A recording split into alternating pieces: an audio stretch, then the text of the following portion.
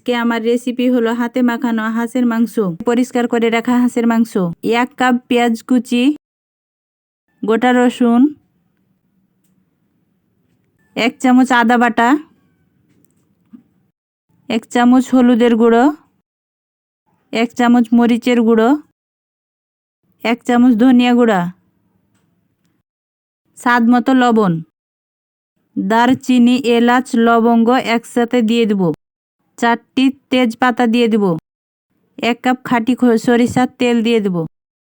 এগুলোকে আমি এখন মিশিয়ে নেব।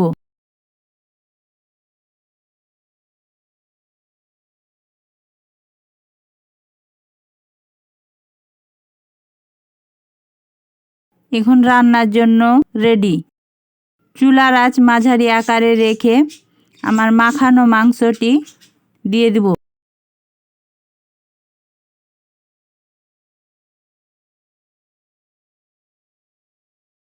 চুলার হিট মাঝারি আকারে রেখে মাংসটা কষিয়ে নেব।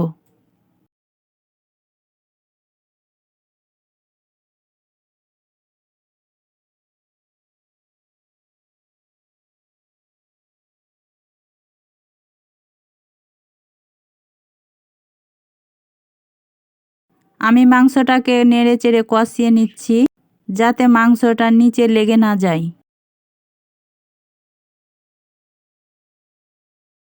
মাংসটা যত সময় ধরে কষিয়ে নেওয়া হবে মাংসের টেস্ট ও কালার ততটাই সুন্দর হবে।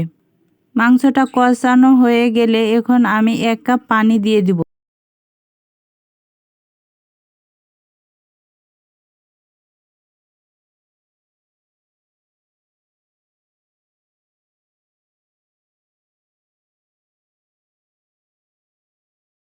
এখন মাঝারি আকারে জাল করে শেষের দিকে জিরে গুঁড়ো, কাঁচা লঙ্কা এগুলো দিয়ে এখন আমি নেড়ে চেড়ে মিশিয়ে নেব।